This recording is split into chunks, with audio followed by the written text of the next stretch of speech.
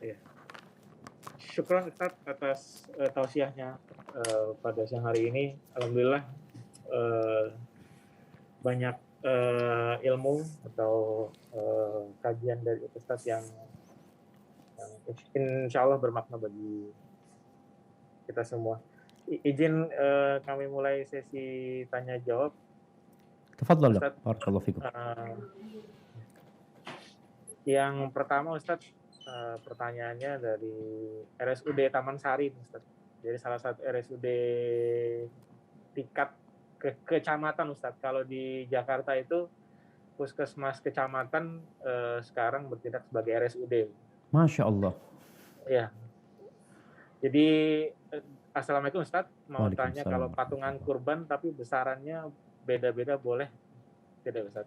Ada yang mungkin ada yang bisa 5 juta, ada yang 10 juta atau yang 2 juta. Mohon penjelasannya Ustaz. Masya Allah, barakallahu fikum. Nah, mahibati fillah. Jadi kalau sapi itu harganya 35 juta. Dibagi 7 berarti satu orang 5 jutaan. Namun ternyata yang patungan ini beda-beda. Ada yang tadi 5 juta, 7 juta, pokoknya sampai 35 juta. Boleh nggak? Boleh-boleh aja sebenarnya, asalkan tadi yang ngasih uang lebih sejatinya dia membantu yang uangnya sedikit. Seharusnya kan 5 jutaan, nih orang cuma 3 juta, fulan 7 juta. Berarti sebenarnya yang 2 juta itu sedekah dari fulan buat yang 5 juta ini. Buat yang tadi hanya 3 juta. Jadi nggak ada masalah sebenarnya, artinya sesuai dengan kesepakatan mereka. Atau bisa jadi satu ekor sapi itu hanya 3 orang yang patungan. Kan buat 7 orang, ya tinggal dihitung nanti berapa orang sebenarnya gitu loh. Kalau yang 3 orang yang bayar duit, umpamanya yang satu 10 juta, yang satu 15 juta. Jadi bisa jadi domba itu tetap untuk 7 orang. Afwan, sapi itu untuk 7 orang. Sehingga penghitungannya ada yang 2 orang, ada yang 3 orang. Tapi kalau ternyata seperti yang disebutkan tadi, enggak Ustaz, memang katanya berapa langsung punya duit yuk kita beli sapi. Jadi nanti yang paling banyak bayarnya itu sebenarnya dia bersedekah kepada yang sedikit sehingga dia tetap berkorban dengan uang dia yang sedikit. Insya Allah nggak ada masalah. Hadza wallahu a'lam bishawab. Ustaz, pertanyaan selanjutnya Ustaz, ini agak lumayan banyak Ustaz pertanyaan Ustaz. Barakallahu fiik. Pertanyaan berikutnya Ustaz, apakah boleh berkurban untuk orang tua kita yang sudah meninggal? Lebih utama mana untuk orang yang masih hidup atau yang sudah meninggal? Mohon penjelasannya Ustaz. Syukran. Masya Allah, barakallahu fiik. Nah, mahibati fillah. Ada khilaf di antara para ulama tentang berkorban untuk orang yang sudah meninggal dunia. Sebagian berpendapat kalau dia tidak berwasiat nggak bisa kita. Seperti dalam mazhab Syafi'i, ketika nggak berwasiat ya, orang tuanya meninggal nggak berwasiat untuk dikorbankan, nggak perlu kita ngorbankan karena dia nggak minta kita menyembelih buat dia. Tapi sebagian berpendapat nggak ada masalah sebenarnya, karena seperti sedekah untuk orang yang meninggal dunia diperbolehkan dalam agama kita. Tapi jamaah, yang lebih utama, yang berkorban itu yang hidup. Yang meninggal itu diikut sertakan dalam niat kurbannya.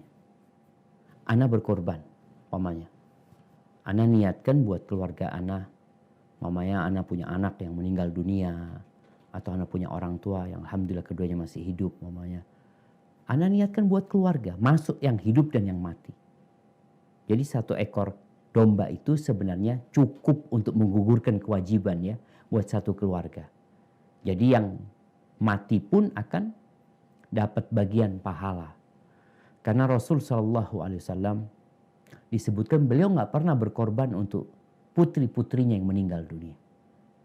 Beliau nggak pernah berkorban untuk pamannya Hamzah yang meninggal dunia. Beliau juga nggak pernah disebutkan berkorban buat istrinya Khadijah radhiyallahu taala anha yang meninggal dunia secara tersendiri. Tapi beliau berkorban mengatakan Allahumma hadza anni, ini Allah dari aku dan dari keluargaku. Ada yang dari aku dan dari umatku semuanya. Masuk di sana yang hidup dan yang mati. Tapi kalau mau secara tersendiri, jumhur ulama berpendapat nggak ada masalah. Tapi yang lebih utama adalah yang hidup yang berkorban, tapi dia meniatkan buat keluarganya yang sudah meninggal dunia juga. Dia yang memiliki kurban itu. Dia yang berkurban. Tapi keluarga yang meninggal diikut sertakan dalam pahalanya. Insya Allah itu akan lebih utama. Hadza wallahu a'lam bishawab. Syukran Ustaz. Sepertinya banyak yang bertanya juga terkait masalah kurban untuk orang yang ini Ustaz yang sudah meninggal. Dan ini juga ada yang menarik Ustaz yang bertanya tentang mau tanya Ustaz, bagaimana kalau kita sudah ikut berkurban tapi belum diakikah Ustaz? Naam, barakallahu fikum. Ya, ahibati fillah. Jadi kalau bicara akikah, jadi akikah ini sebenarnya kewajiban buat orang tua. Di mana ketika anak itu lahir, maka Allah perintahkan orang tuanya untuk menyembelih juga seekor domba buat kalau anak itu anak perempuan, kalau anak laki-laki maka 2 ekor domba. Bagaimana kalau ternyata Ustaz dia belum diakikohin sama orang tuanya? Sekali lagi yang akikoh kan sebenarnya orang tua, bukan anak. Tapi kalau sang anak mau mengakikohin diri sendiri nggak ada masalah sebenarnya, atau orang lain yang mau akikohin nggak apa-apa. Jadi kalau dia memilih, anak kayaknya memilih untuk kurban dulu, nggak ada masalah. Silahkan kurban terlebih dahulu. Karena kalau bicara kurban ini waktunya terbatas.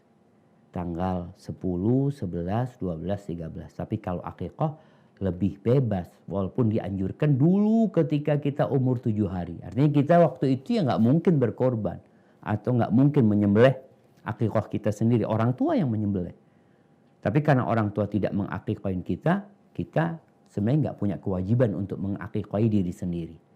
Tinggal orang tua. Namun kan juga harapan kita ya nggak ada tanggungan orang tua. Kullu mauludin marhunun bi aqiqatihi. Nabi alaihissalatu wassalam mengatakan semua yang lahir itu tergadai dengan akikahnya sampai disembelih. Jadi kita dituntut bagaimana gadai itu lunas ya dengan menyembelih akikah tersebut. Tapi kalau bicara yang belum akikah, boleh kan korban? Boleh, tafadhol. Tapi kalau engkau mau akikah sekarang, ya sekarang akikah. Jangan nunggu Idul Adha. Karena memang terjadi khilaf di antara para ulama. Gimana kalau hari akikahnya itu pas dengan hari Idul Adha? Bolehkah dia meniatkan akikah dengan kurban sekalian? Pendapat yang kuat nggak bisa. 2 ibadah yang berbeda. Engkau akikah, selesai buat akikahmu engkau. Yang kurban sendiri. Jadi intinya diperbolehkan orang untuk berkurban walaupun dia belum diakikahin. Tapi lebih utama ya kalau bicara akikah ya sekarang nggak usah nunggu Idul Adha engkau baru mengakikahi diri sendiri, atau kita yang memberikan kepada orang tua domba, sampaikan ayah ini ayah buat akikah diriku. Itu kayaknya lebih utama. Jadi tetap ayah kita sebenarnya yang mengakikahin kita. Bukan kita mengakikahin diri sendiri. Hadza wallahu a'lam bishawab. Baik. Terima kasih Ustaz. Lanjutnya Ustaz, agak banyak Ustaz. Tafadhol dok.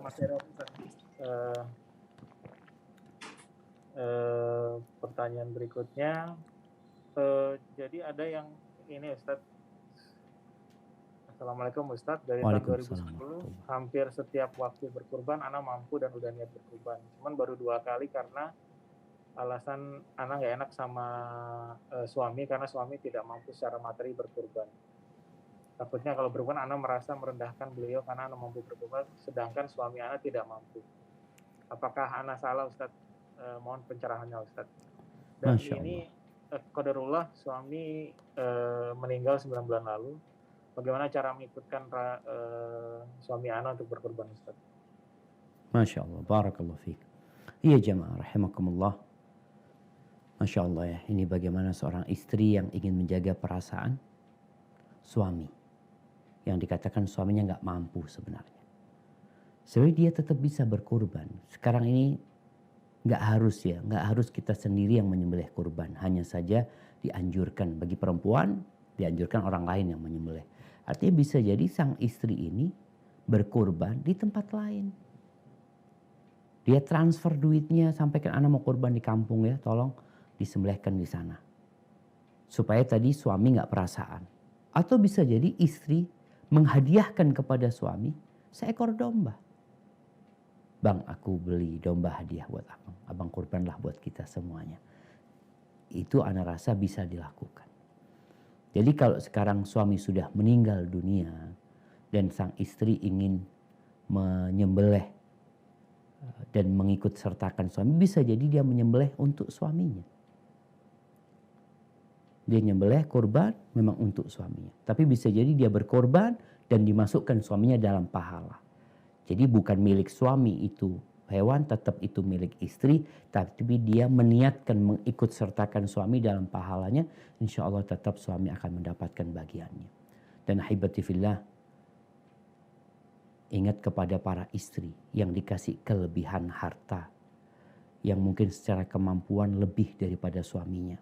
Tetap suamimu adalah pemimpin. Karena banyak terjadi kalau gajinya suami itu lebih kecil dari gajinya istri, atau sang suami itu tidak memberikan nafkah yang cukup karena penghasilannya memang sedikit, kadangkala istri menggantikan posisi suami sebagai pemimpin. Padahal Allah Jalla Jalaluh mengatakan ar-rijalu qawwamuna 'alan nisa. Laki-laki itu pemimpin atas wanita. Istri wajib taat sama suami. Istri wajib patuh sama perintah suami. Bukan kebalikannya. Bagaimana Rasulullah SAW menikah dengan Khadijah. Siapa yang kaya? Khadijah.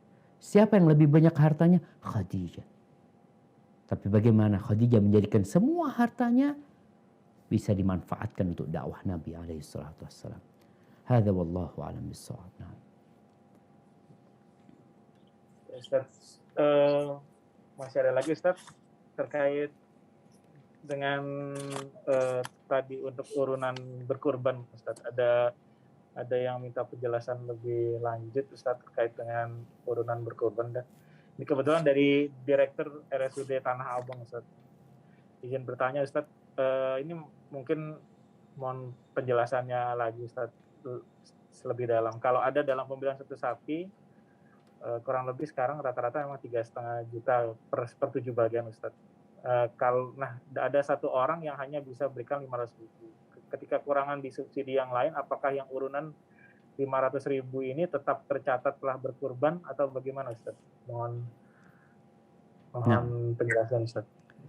Jadi dok, satu orang ini nggak mampu, gitu dok? Iya dok, iya nih Ustaz cuman punya 500.000 Ustaz. Tadi kan Ustaz sampaikan dia disubsidi dari yang lainnya. Iya, dari yang lain. Apakah itu termasuk berkurban itu Ustaz?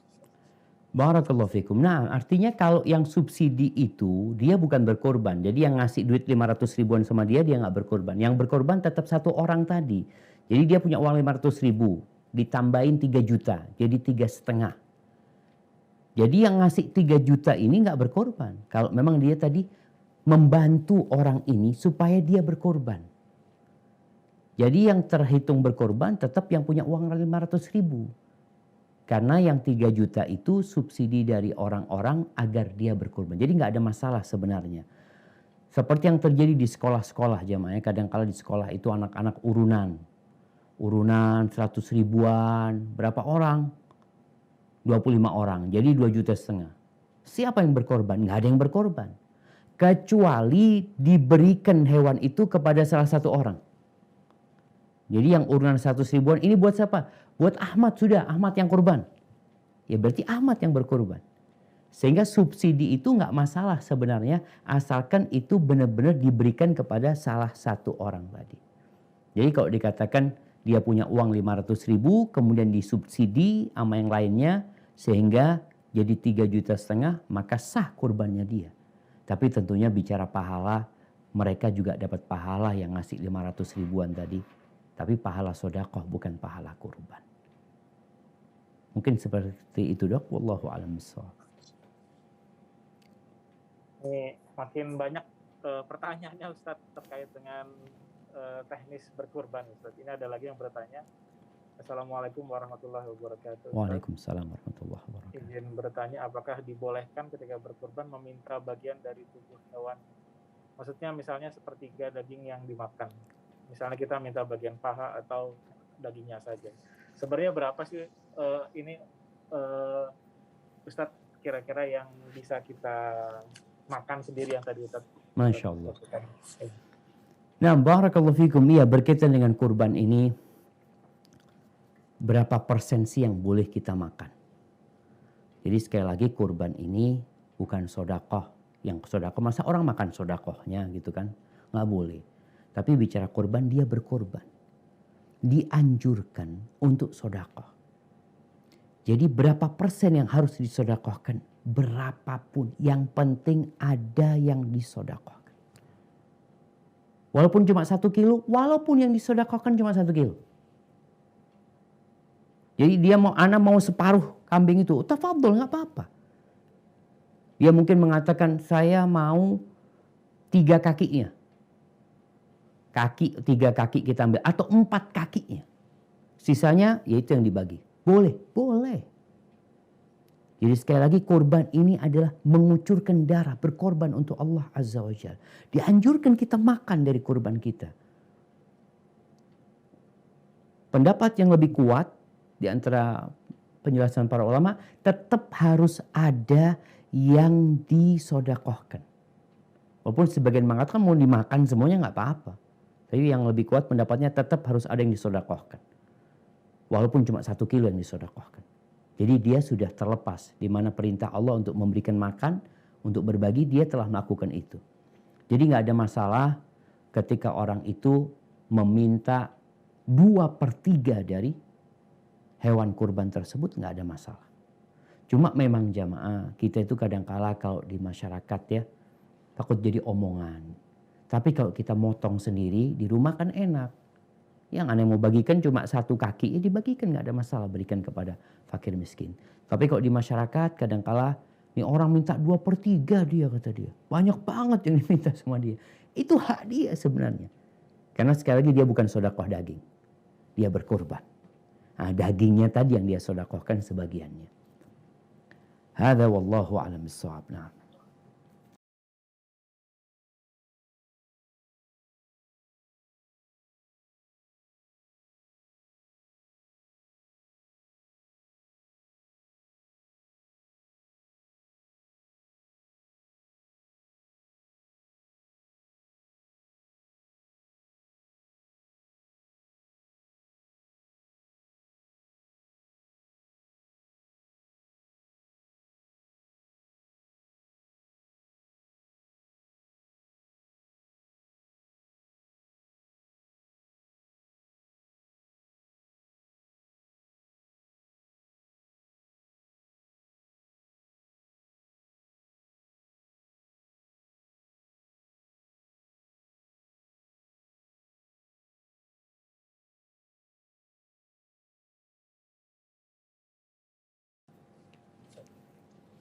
Mungkin sekitar 2-3 pertanyaan lagi. Ustaz, berikutnya, Assalamualaikum Ustaz, apakah boleh berkurban dengan hewan yang dibeli dengan berhutang Ustaz? Misalnya karena saat ini musim kurban belum ada uang cash atau baru bulan berikutnya punya utang. Yang kedua, apakah boleh kurban secara online Ustaz? Sekarang kan lagi banyak layanan kurban secara online. Hukumnya seperti apa Ustaz? Masya Allah. Barakallahu fiik. Nah, jamaah rahimakumullah, berkaitan dengan hutang ya. Islam ini tidak memberatkan pemeluknya. Sehingga yang diperintahkan berkurban itu yang memiliki keluasan rizki. Kalau engkau tidak punya, jangan memaksakan diri. Niatmu itu pun sudah ditulis. Karena bicara utang, berat utang ini. Orang mati kalau meninggalkan utang itu nggak masuk surga sampai utangnya dilunasi. Rasulullah SAW berlindung dari hutang. Tapi kalau bicara orang ini sebenarnya Ustaz, dia punya aset, dia punya duit belum cair. Tapi insya Allah kalaupun dia mati, insya Allah warisannya tuh ada yang untuk melunasi utang tersebut. Maka boleh-boleh aja dia berkorban dengan hutang. Asalkan tadi dia punya harta yang dapat atau cukup untuk melunasi hutangnya. Masalahnya dia nggak pegang uang cash karena sekarang uang nunggu, kadangkala lagi jual rumah, lagi jual ini belum laku, sehingga dia nggak pegang uang cash, dia mau pinjem dulu, baru kemudian nanti kalau itu laku, itu cair dia bayarin nggak apa-apa. Tapi sekali lagi ketika engkau nggak mampu, jangan memaksakan diri. Tapi Ustadz, sebagian orang ini nggak mampu beli barang itu utang sebenarnya. Beli motor utang, itu utang, masa korban nggak utang? Jadi sebenarnya boleh-boleh aja berkorban dengan berhutang, sah, asalkan tadi dia punya sesuatu untuk melunasinya. Sebagian ulama ditanya tentang gimana sekarang anak ini punya uang, tapi anak punya utang. Anggap anak punya utang 5 juta, anak punya uang 5 juta. Mana yang harus anak pilih, berkorban atau bayar utang? Maka yang lebih utama adalah membayar hutang. Karena itu kewajiban dia, tanggungan dia. Sedangkan kurban dia nggak punya tanggungan karena memang dia nggak mampu. Kecuali dia anak kok kepingin kurban Ustadz ya. Duit anak ada lagi, bentar lagi insya Allah cair. Kalau kondisinya seperti itu maka dia perlu bertanya kepada pemilik uang. Afwan nih, uang antum sudah ada 5 juta. Tapi anak terus terang kepingin kurban anak. Apa boleh pembayarannya ditunda? Nanti kalau anak dapat duit lagi anak bayarin kan. Kalau pemilik uang mengatakan tafadhol nggak apa-apa, berarti nggak apa-apa. Tapi kalau enggak kita bayarin sama dia karena itu milik dia. Terus online. Iya. Berkaitan dengan korban online. Dalam berkorban itu sah diwakilkan. Jadi mewakilkan orang lain untuk membeli hewan kurban kita, mewakilkan orang lain untuk menyembelih hewan kita, hewan kurban kita, dan mewakilkan orang lain untuk membagikan hewan kurban kita itu diperbolehkan. Namun jamaah, hati-hati. Karena kalau cari wakil itu harus yang amanah. Lagi ribut nih di grup keluarga Ana, lagi ada ribut-ribut dikit tentang jadi kita bayar 300.000 kita dapat hewan kurban. Jadi ada satu lembaga yang mengumpulkan kurban orang-orang, kemudian sama mereka itu dipotong, kurban itu dipotong benar. Lalu siapa yang mau ambil bayar 300.000. Dikasihkan dia itu sebenarnya untuk disalurkan. Artinya pihak ini nggak amanah. Seharusnya dia bertugas untuk menyalurkan. Tapi dia tidak menyalurkan. Malah dia cari orang yang mau bayar 300.000. Diperbolehkan ngambil hewan kurban. Tapi udah dipotong. Jadi dia nggak sesuai gitu. Jadi tolong ketika mewakilkan orang lain. Baik itu lembaga atau perorangan. Dilihat. Amanah nggak tempat ini? Dia salurkan kemana? Karena bicara menyalurkan korban ini berat loh.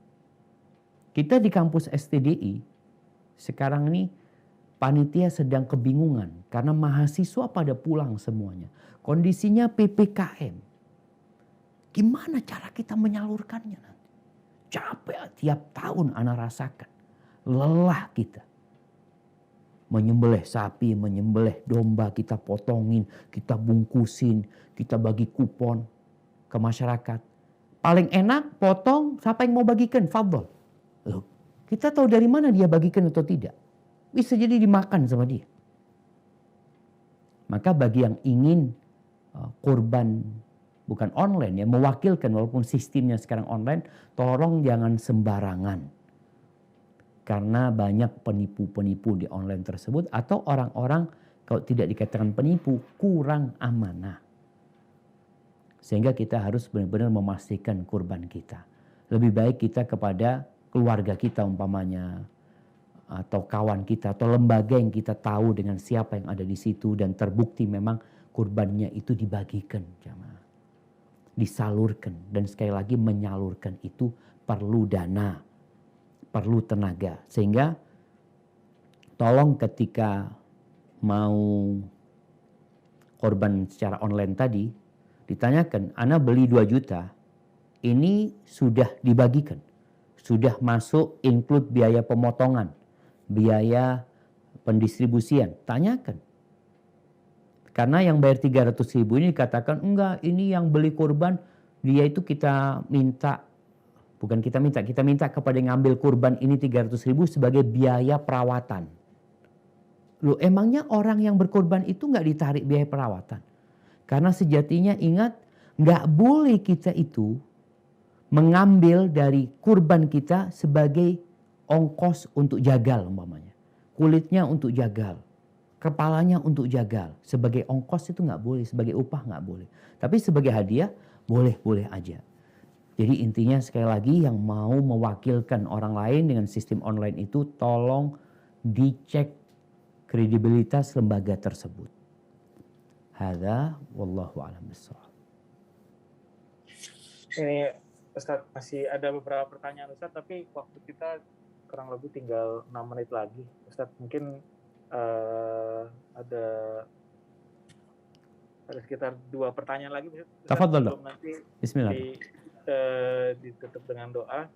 Mohon maaf nih kepada seluruh peserta kajian apabila pada kesempatan kali ini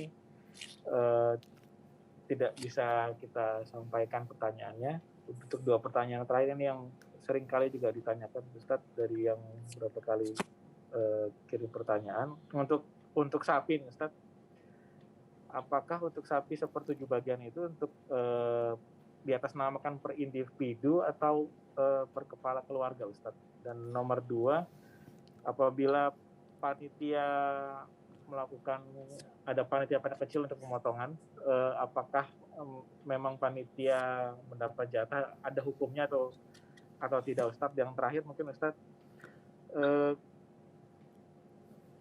ada orang yang kita rencanakan sedekahkan untuk mendapat kurban tapi tidak mau menerima kurbannya Ustadz. Hukumnya seperti apa Ustadz? Gimana? Yang pertama tadi tentang untuk 7 orang, oke.